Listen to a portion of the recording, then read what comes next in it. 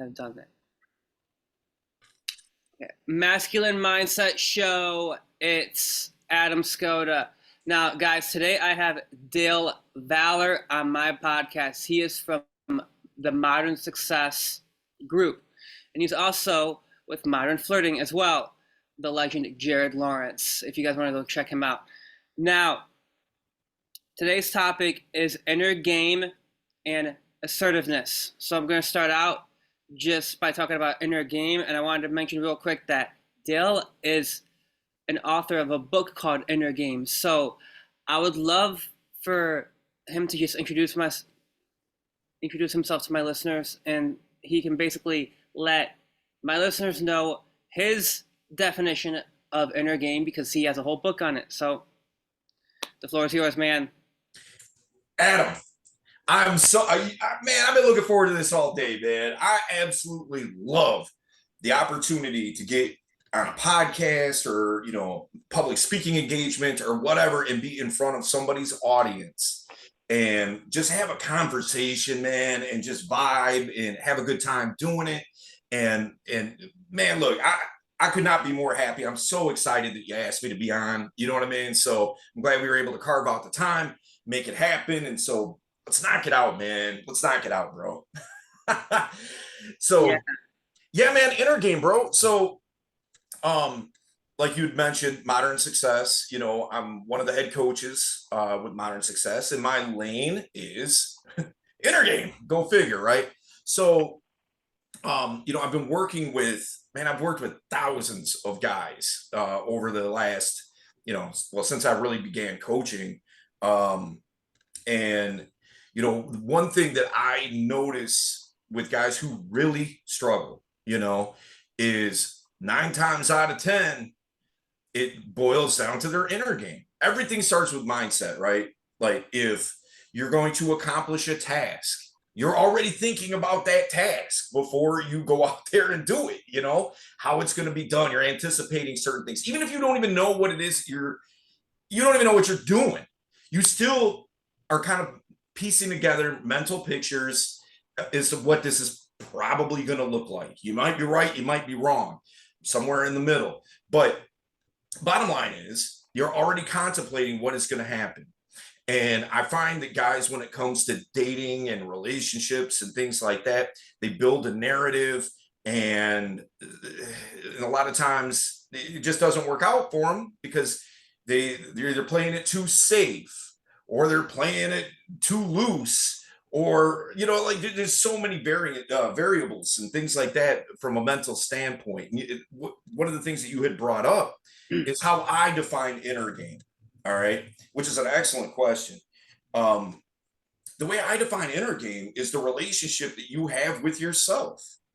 Like we're all looking for great relationships in our lives, right? Like even from a professional standpoint, from a social circle standpoint, from a romantic standpoint, we're looking to foster awesome relationships. Nobody goes out like, man, I hope I just meet a bunch of terrible people today. A bunch of people that aren't going to do me any kind of justice at all. Just bring me down, man. I really hope that happens. Nobody says that. We all want to have good people as a part of our lives, people that can benefit us and that we can benefit them. So it's reciprocal, right? But if we don't have a good relationship with ourselves, how can we justifiably expect any type of good relationships in our life? If I don't like me, how can I expect anybody else to? So that's the way I define it, man. Yeah, I love that, dude. And I'm just going to give my listeners my definition of inner game real quick. That is just unplugging from social norms. Stop following the herd. As I always say, it's just like when you believe certain things that other people believe. Like, for example, I have an episode called Is It Creepy to Learn Pickup? And I say, no, it's not. You're actually bettering yourself as a man. And not to mention, I know a lot of people, they have like a weird reaction to the word pickup, but here's my take on this real quick, you guys. First off, if you fall into the herd where you still think pickup is creepy, you have a weak frame. Now, I'm not saying that to, I tend to call out my listeners, okay? Dale knows this, right? Because he heard my episode 10x Your Masculinity. But either, that's such an over the top episode. Anyways, so, gotta stop following the herd because if you still think pickup is creepy, you're gonna come off as creepy to girls because, quite frankly, you have a weird relationship with that word. I used to have a weird relationship with that word, and what did that basically do? I ended up coming across as strange. I openly said that on my show. And first point. Second point is this: stop following what everyone thinks.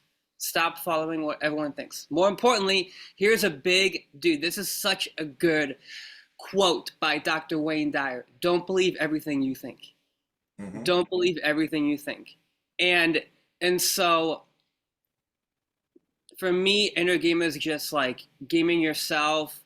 Stop following what everyone else thinks, especially stop following what other people think about money too. I actually have a full episode on money with Jeremy Newsom. Go check it out. How making money improves masculinity.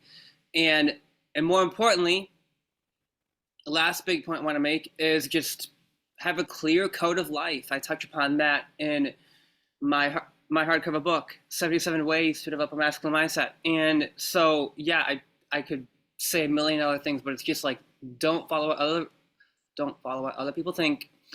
And more importantly, don't believe everything you think, as Dr. Wayne Dyer says, right?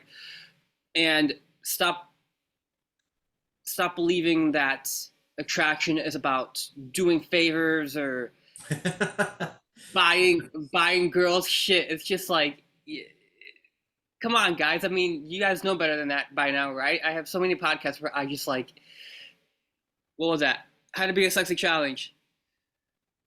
I was like, stop simping over these bitches, you guys. But I'm not saying that to be misogynistic. I'm saying that it's just like, you have to stop doing chicks favors. That's the biggest thing. So, yeah, man. I mean, like, hey, girl, need an addition built on your house? I'm your guy. Yeah. Need your house painted? Gotcha. You know what I mean? Like, yeah, man, that's not going to get you anywhere for sure, man. Yeah. And I like what you said, don't believe everything that you think. People have this idea that because you think something, therefore it must be true. Like, and my question to people who think kind of like that mindset is, have you ever been wrong about something? Who hasn't? So how can you justifiably suggest or say that, like, if I think it, that 100% is the reality? It's only the reality to you, because that's the reality that you're making for yourself. What the things that you think, the things that you entertain, we all have invasive thoughts, like that's just going to happen. That's part of human nature. We're all going to have invasive thoughts, but that doesn't mean that those invasive thoughts is the correct way to think about something. That it's do your thoughts stand up to scrutiny? Do your thoughts stand up to litmus tests? Do your thoughts stand up to, like, here's a good example. You were talking about, is pickup creepy? Not in and of itself. But believe you me, there's a lot of guys that are doing creepy pickup. You know what I mean? And that's because they think that they need to do it a certain way. And what kind of results are they getting? There's a guy that, obviously, I'm not going to mention names, but there was a guy that I was working with for a little bit. And this dude, like, this guy just, if I've ever known anybody that's like, gives me serial killer vibes, it was this dude. All right. Like, his whole demeanor suggested like just dark energy. You know what I mean? And like, I would correct him. And it just, nothing would really land. You know what I mean? Because he was insistent upon doing it his way. which by the way wasn't working at all. And I'm like, it got to a point where it's like a come to Jesus, man. It's like, look, bro, why am I here? If you're not going to listen to me, I know what I'm doing. I know what I'm teaching is right. You know, if you're not going to do what it is that I'm telling you, there's no point in me being here. You know, now he kind of got it and was starting to do things a little bit differently, but he fell back into his old ways of doing things, and it just hasn't worked out for him to this day. And it's because in his mind, this is the way that it should be, not the way that it is. We gotta take reality for what it actually is. I could wish this drywall was made of gold. It ain't. It's drywall. I could wish it all day. I could just sit here and stare at it and hope that it just turns into gold. But it ain't gonna. It's gonna stay drywall. And if you keep having the same mindset over and over and over again, and it's not helping you, what will help you is changing that mindset. You know, I'm sure, Adam, you've heard this as much as I have, bro. You know, you see these guys who are like, guys in my DMs all the time. Well, I'm a shorter guy, and and blah blah blah. All these excuses as to why they can't get out there and make something happen for themselves. Yeah. And so what they're doing, man, they're falling into, they got cognitive bias going on. Everything that happens to them that doesn't fall in line with what they want, it now has became, well, it's my shortness's fault, or it's my whatever excuse you want to use. It's that. Well, it's not that. It's you. Dude, I got the chills right now. Look at this. I always tell my listeners that whenever I get the chills, it means I'm about to say something really good. So, you mentioned cognitive biases. Now, guys, I have like a 4,000 word article on my website called 5 cognitive biases, or like 5 psychological biases that trigger attraction effortlessly. And guys, I'm going to tell you something real quick. When it comes to that field, I really have to tell you all something. All right, so first off, what Dale just said about the way you come across, like your demeanor to girls, you have to be cognizant of that. Like, you really have to be cognizant of that, because that's, if you believe any screwed up, toxic, shitty, limiting belief, then you're going to be getting the same results as he was getting, right? Like that weird guy. I don't know his name. I don't think I want to know his name. But you don't. either way. So I would, my biggest thing is I always follow my own rules, right? Check your fucking frame before you jump into interactions with girls. Just check your fucking frame. And what I mean by that is you just don't have weird vibes. Give women good energy, and just don't even have any ulterior motives. Like, I know some of my podcasts, they sound really naughty, like, oh, Adam, you put all these podcasts out there. It's like, oh, this guy knows what he wants. He wants to get some, right? He wants to get some. So it's just, guys, there comes a point in time where, like, you gotta be real and let that shit go. Because when I'm actually in set, the only time that I really bring out that really, really naughty voice is when, like, I'm one-on-one and she's isolated from everyone else, right? Guys, again, don't take that personally. Okay, gosh, so many guys get so weirded out by this. Just like, chill out.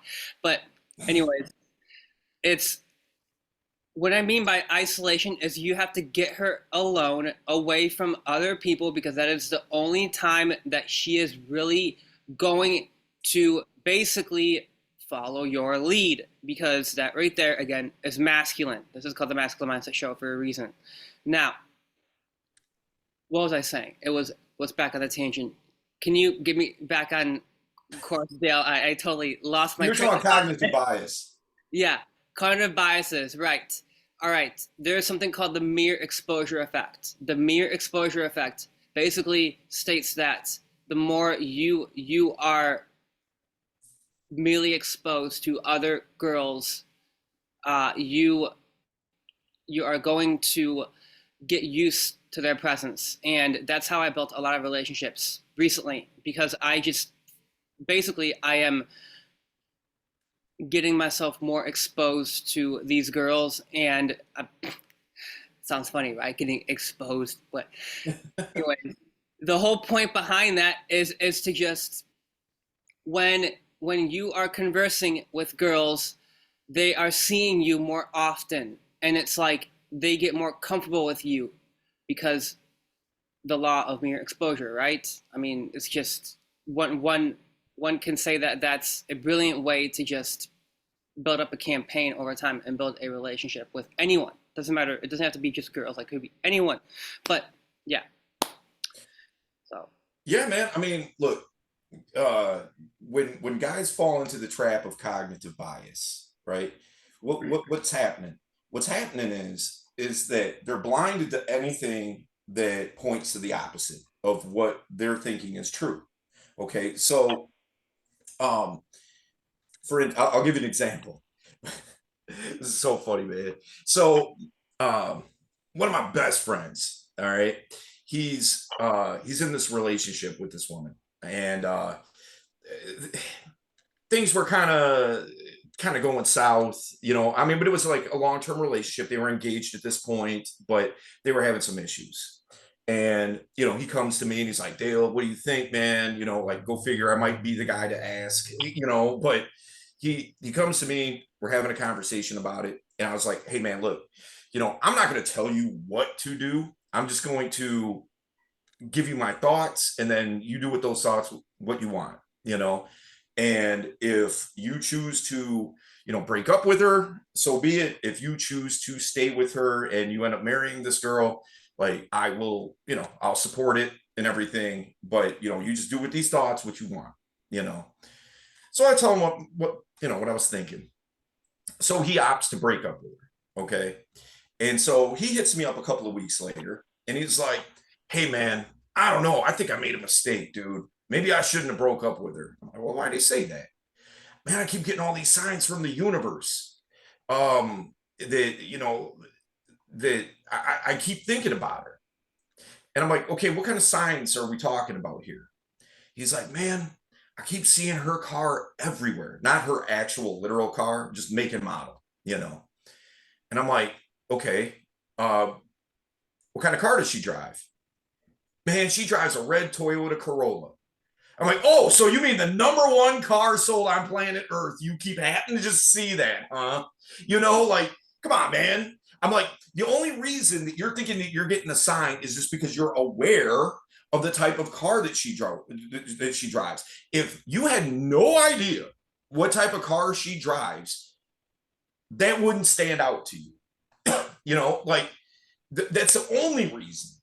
I'm like, you're not getting a sign from the universe. You're just hyper aware. And it's falling into a belief system that you're kind of leaning towards anyway. So now you're getting these data points that you think are pushing you in that direction, when that's not what it is at all. This is just circumstantial. Like, oh, I keep seeing, I don't know, like McDonald's. She likes McDonald's, and I keep seeing McDonald's everywhere I go. Like, of course you do. There's Starbucks, probably a better example. There's a Starbucks everywhere, man. Like, so falling into that cognitive bias isn't going to help you if you're only looking for data to support whatever that mindset is, or that limiting belief to suggest why you can't. All right, fine, keep believing it. Like, the only one that's suffering from it is you. Like, it's not hurting anybody else, it's only hurting you. So if you want to believe it, but it doesn't mean that it's true just because you believe it. exactly. Yeah, it's so many bad beliefs guys have about this. It's just like you also have to be sexually confident, you guys. That's huge. I would say inner game. I'm going to come back to the topic of inner game here, but we got a little fired up there for a minute. I've Anyway, been fired up, man. yeah, This is yeah, my baseline, bro. yeah, yeah. So I would I would say part of inner game is being sexually confident, because if you think about it, like, you have to be comfortable in your sex drive, but also more importantly, you don't want to be weird about it, clearly, as we talked about. But I also want to talk about the topic of assertiveness in a little bit, but I wanted to mention real quick. What are your thoughts on being more sexually confident and comfortable, obviously? But I just think that this is an interesting field too, because I think that inner game and confidence go hand in hand, Of because course. when you work on just unplugging from social norms, as I said earlier, and just getting rid of these bad, shitty beliefs, and Mhm. replacing them with more attractive, positive, self-affirming beliefs. That to me is inner game in a nutshell. I mean, Yeah, man. I mean, look, of course, somebody should feel sexually confident. Like, I would never advise, like, no, man, don't be confident in that area, like that. But here's the thing. Um, I have I just finished, I just got the last revision back last week. I got a new book coming out called Unlocking Unstoppable Confidence, which obviously we get into that topic quite a bit in that book. It's in the title, so it kind of makes sense.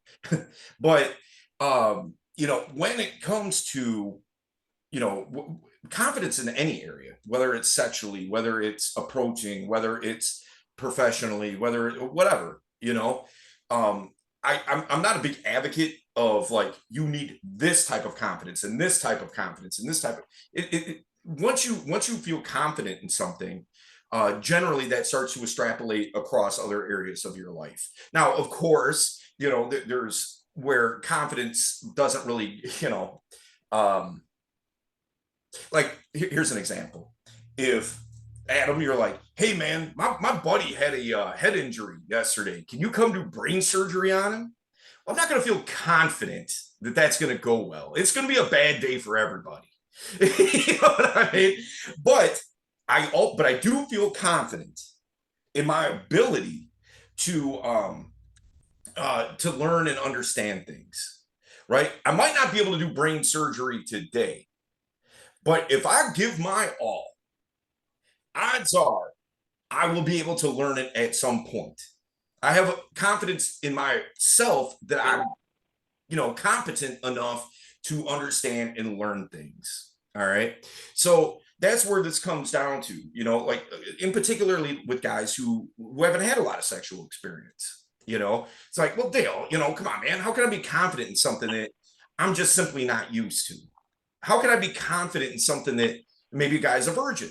I mean, a third of guys under 30 are, so, there's a good chance that some of your audience is, and that's okay. You know what I mean? I'm not clowning or anything like that.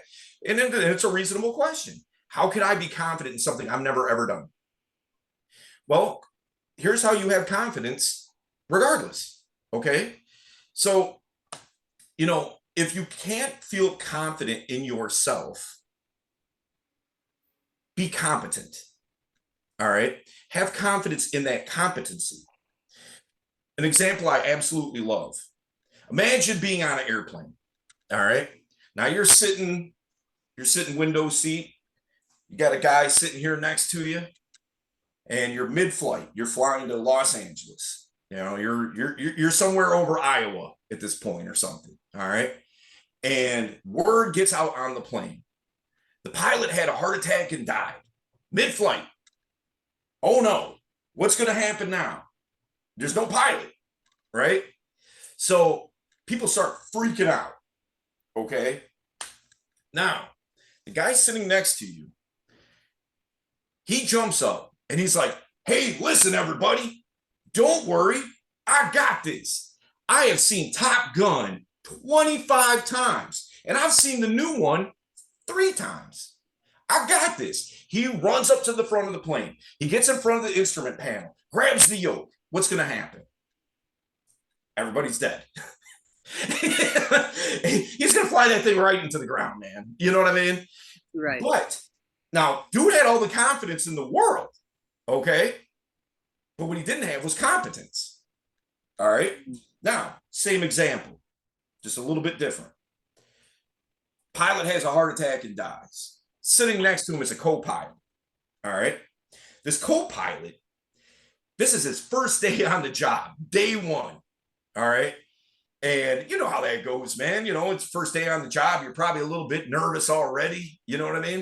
Mm-hmm. But he's never, never flown a plane like this before with all these passengers and all this and that, and especially in a high pressure situation. But what has he done? Well, he's done, he passed his flight test, certainly. Otherwise, he wouldn't be sitting there. He's got tons of, book learning, tons of flight simulator hours, tons of flight hours. It just so happens it's day one of him being a co-pilot. He gets behind the instrument panel. What's going to happen? There's a 99% chance they're going to land the plane. Everybody will be fine, except for the pilot that already died. So now he wasn't confident in himself. He's nervous. He's anxious, right?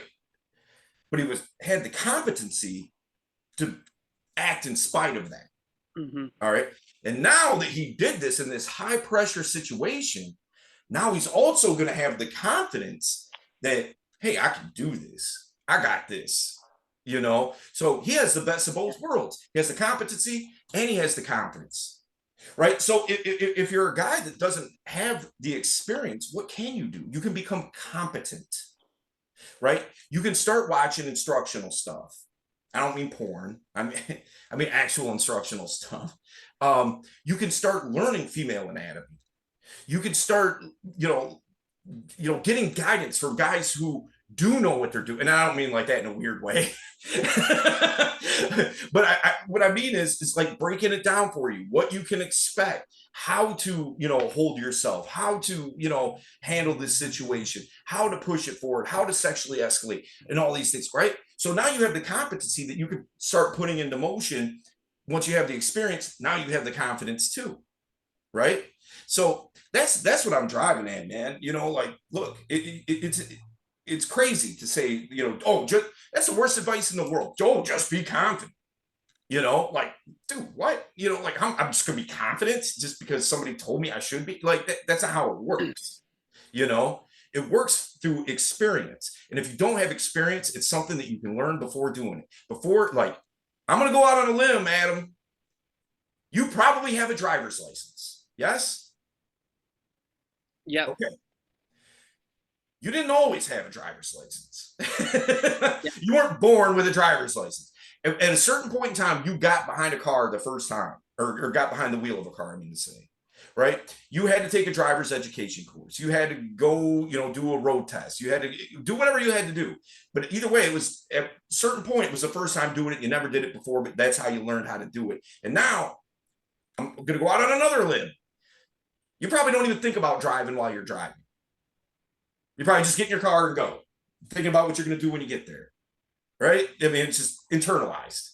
You just do it, So it boils down to learning the thing, feeling confident in your learning, then executing it. And now you got both. Does that make sense? Yeah, makes a lot of sense. Yeah. I wanted to switch gears and talk about assertiveness. Now, I think we went on a big tangent on inner game.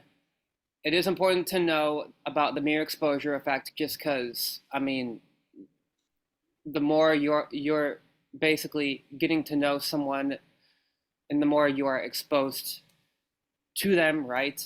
Mm-hmm. I don't know why, but that just makes me laugh, dude.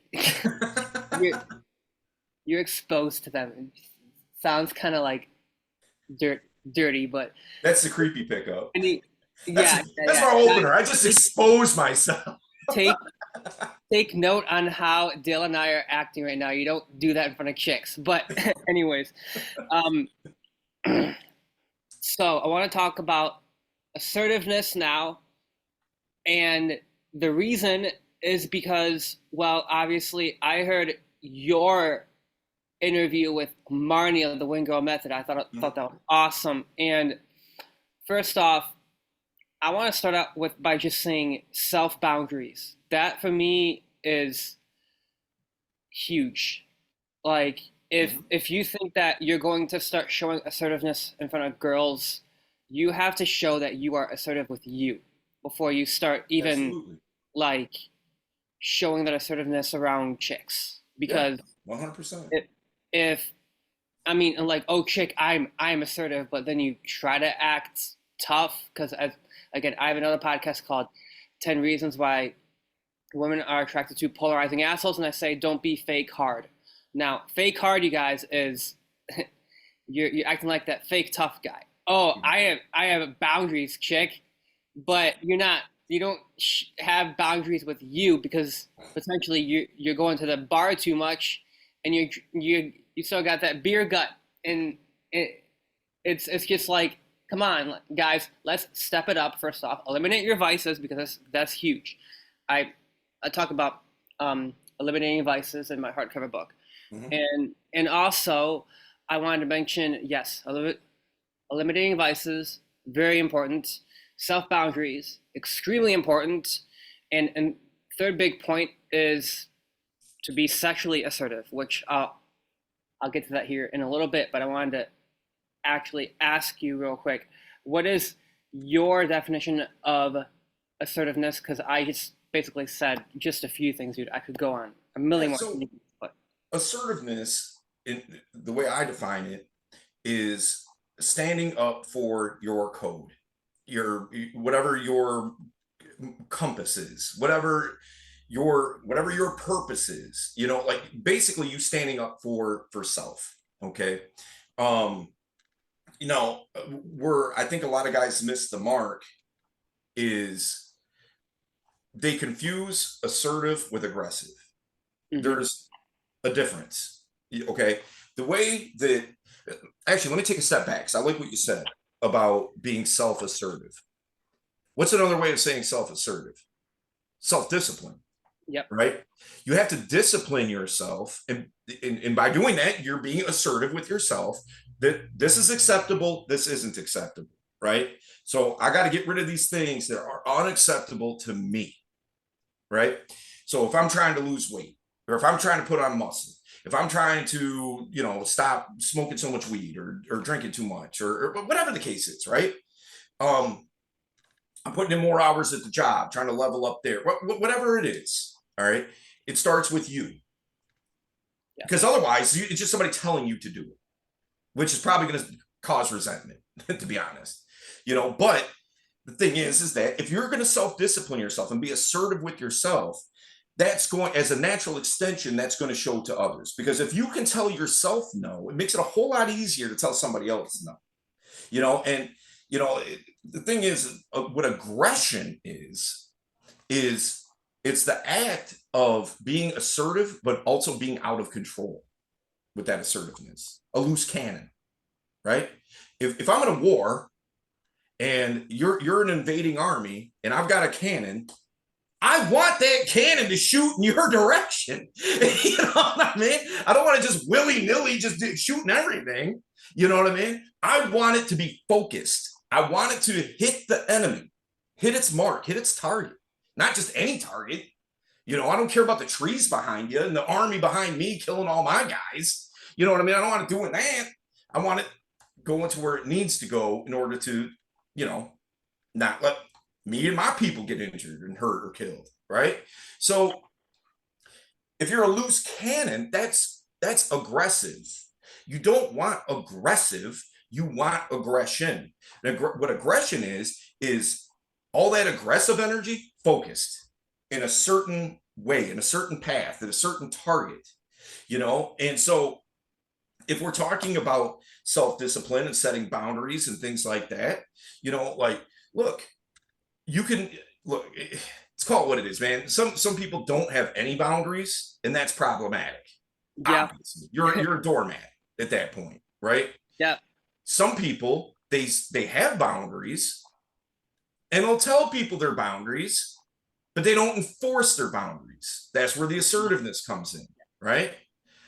They're nothing more than what? A paper tiger.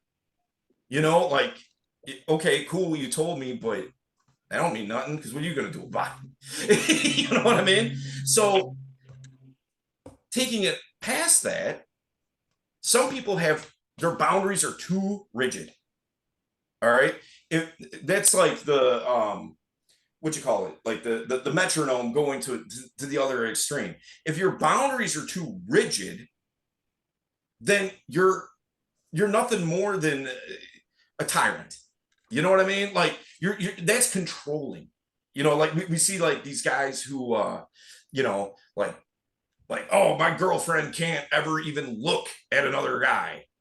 It's like, really? Okay.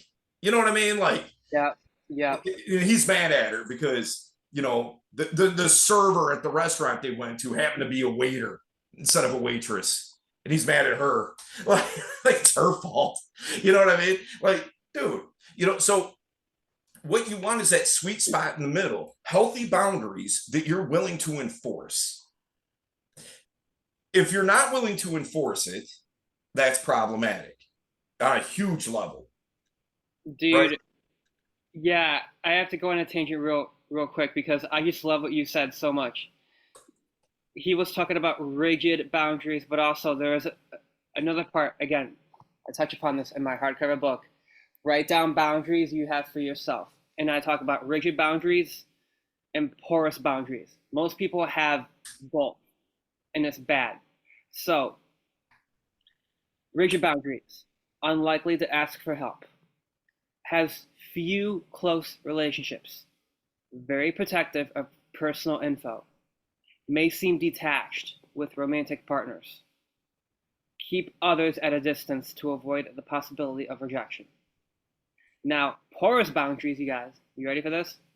Difficulty saying no to the requests of others, dependent on the other people's opinions of you, right? That's bad, you guys. Again, you got to draw validation from within. I say that consistently. Accepting of abuse or disrespect. Fears rejection if they do not comply with others. Over involved with other people's problems. Overshares personal information. Now, the good part I want to say for the actual book, but I talk about healthy boundaries after. Now, if there's anything you want to say on that, let me know. Because, Yeah, man. I mean, look, I like what you said about rigid boundaries. You know, um, the thing is, why do guys have rigid boundaries, or anybody? It doesn't have to be guys; it could be anybody. But why do people have rigid boundaries? The answer is because of insecurities. mm-hmm. And if you have insecurities, what are insecurities? It's things not making you feel secure, right? It's like the literal word. Yeah, it comes And from you. so, right, that, you know, and so that needs to get handled before, you know, having all like a laundry list of all these crazy boundaries and all this and that. You know, like, yes, I would rather you have rigid boundaries than no boundaries, but that doesn't make rigid boundaries right either, you know, because again, you're nothing more inside of your relationships and the people, you know, people you know, and friends and family and all that kind of stuff. You're nothing more than a tyrant at that point, man. You know, like nobody wants nobody wants to live inside of tyranny. Mm-hmm. Nobody, you know? And so if you're being tyrannical, it's because you're afraid of losing something. So I have to overemphasize, overkill here. You know what I mean? Like, you're not even having conversations with people to get it figured out. You're just saying, no, I don't like that. So that can't happen. It's like, well, why? Why can't that happen? That sounds like how I was about a few years ago, you guys. Because I would just like go a little crazy, I guess. But That's that metal coming out in you. yeah. I have an episode where I think it was called Self Investment is Self Love, motherfuckers. Literally, like I have the F bomb in the podcast title. So, dude, I just lost my shit. I was like, if you're going to give someone a $2 tip, I'm gonna fucking smack you. And I'm like, Adam, chill your balls as I was editing that. So, but it's just like, guys, you should be more generous with your tips. Seriously. But either either way, the whole point behind that is I want men to be more generous with their tips. Tip But your driver. yeah. It's just what I want my listeners to realize is that, again, don't act like me, like how I was in that podcast. But I will say that you want to kind of be like that in terms of self improvement, because a lot, like, here's how I see it. If you want to aggressively self improve, I I suggest writing down boundaries, aggressively going after your goals, but don't aggressively go after girls. That's no, don't do that. It's just you have to read her correctly. It's all about calibration, right? Mhm. And and also, more importantly, I want to get into sexual assertiveness now, because I actually showed Dale one of my podcast interviews with my man Mike from The Courageous Man. Now, again, I'm going to get into some controversial territory here, but you know what? I'm going to go there. Guys, I have an episode called Women Don't Want to Be Respected. What? It's true. Oh, shoot me. I have a very polarizing titled podcast, but the whole point behind that is Mike and I talked about this, right? We both said that men and women view that word interchangeably, right? Which word? Respect. Okay, gotcha.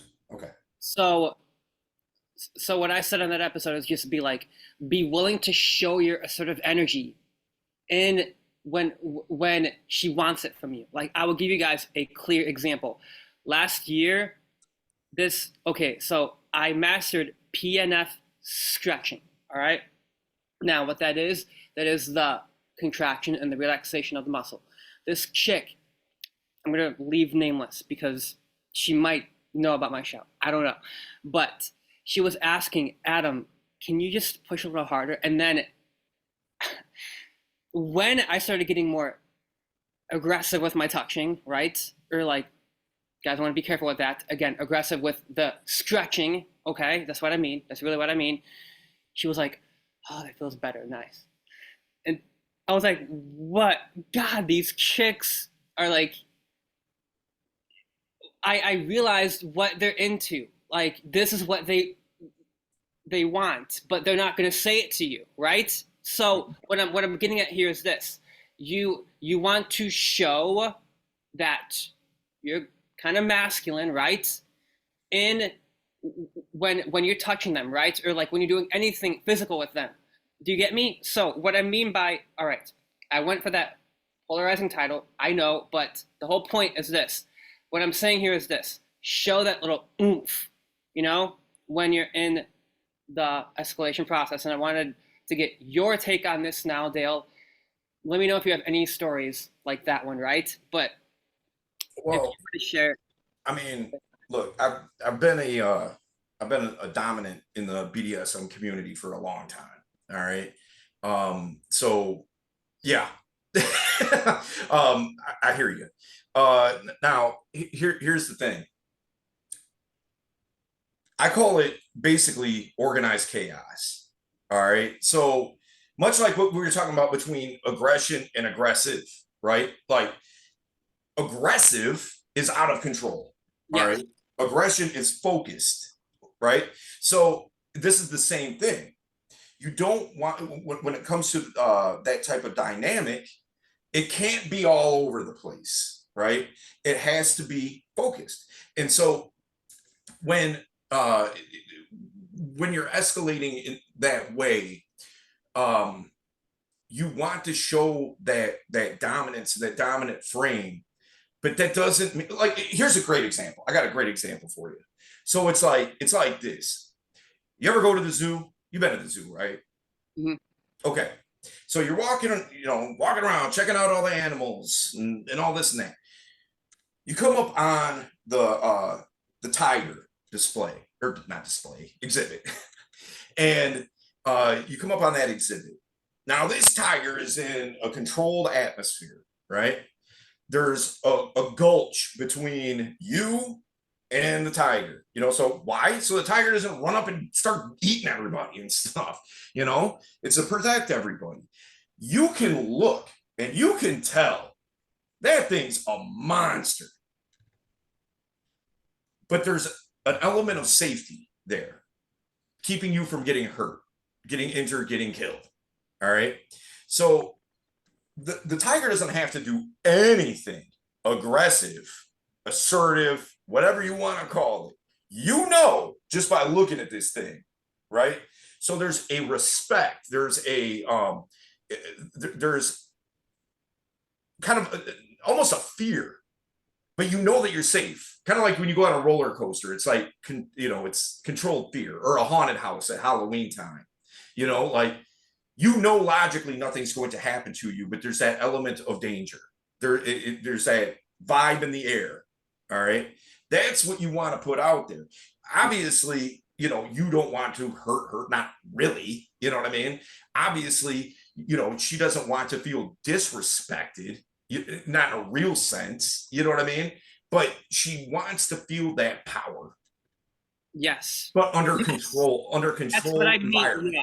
That's what I mean when I say women don't want to be respected. Like, they just want to feel that type of energy from their partner, because it's like okay guys, when my my ex girlfriend, she wanted me to like get freaky, like basically she slapped me in the bedroom, like in the bedroom, and I was like, okay.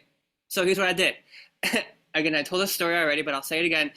I just got her from behind and I made her climax. Now that's it. See, I want to be careful here, because a lot of my listeners can take this advice too far. How you want to show that type of energy is you just want to be more physical with girls, right? So I'll just give you guys another example. I have an article on my website called How to Turn Girls On, right? Fast. And again, something that I think is a great way to start increasing that assertiveness, but in a controlled way, right? In a controlled way, all right? Just kind of lean in when she's basically accepting of you leaning in, whisper in her ear and say, I'm going to do unspeakable things to your body when I get you alone in my place later tonight. Mm-hmm. See that? That is hot, Dale. I'm telling you.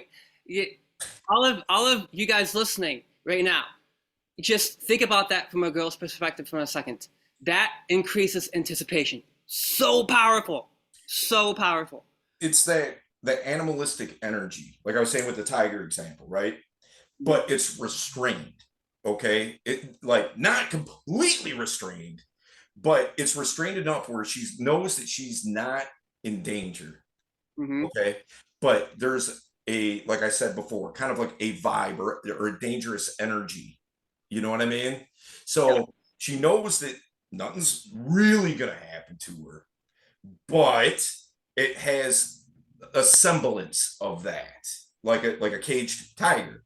You have respect for that tiger because you're like, that thing will kill me in a second. You know what I mean? So, because think about it like this, it's like all the things, for the most part, I don't want to paint with too broad of a brush, but for the most part, speaking in general terms, all the things that women are attracted to physically with a guy are all the same things that could ultimately be her demise. We're stronger, we're faster, we're more, more testosterone, we're more assertive or aggressive. Just they don't stand a chance. You know what I mean? But those are all things that they're attracted to. Imagine if all you were attracted to was NFL linebackers. Yeah, Like, yeah, if they wanted to like murder you, like it's a wrap. You know what I'm saying? So, but that's what it's like from their perspective. That's why the safety component is so important. They have to feel logically feel safe, emotionally out of control. yeah.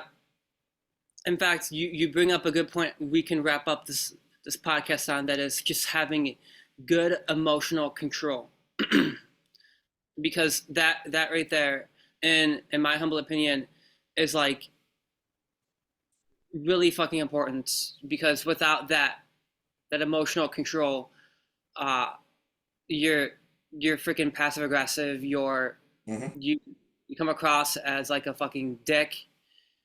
Um, and yeah, I just think that like having good emotional control is huge. Yeah, of course. If you can't look, we all feel a certain way, right? I mean, it's nearly impossible to control a reaction to something. If I walked up to you, Adam, I slapped you right in the face. You're gonna be pissed. You know what I mean? There's not gonna be an emotional control. Like you're just gonna be mad. You know what I mean? Is what anybody. I mean, it makes sense. It's about controlling the reaction of what you do. That's where you're always going to feel a certain way. If everybody makes fun of you, you're probably going to be like, man, that sucked. You know, like I really wish that wouldn't have happened. But if you climb all up into your feelings and you're just like inconsolable for weeks over something, like that's not good either. It's how are you going to, what's going to be your reaction to that thing that made you feel that certain way? That's where the emotional control comes into play, where people can't control their actions based on what they feel. That's what's problematic. That's where people get into real trouble, man.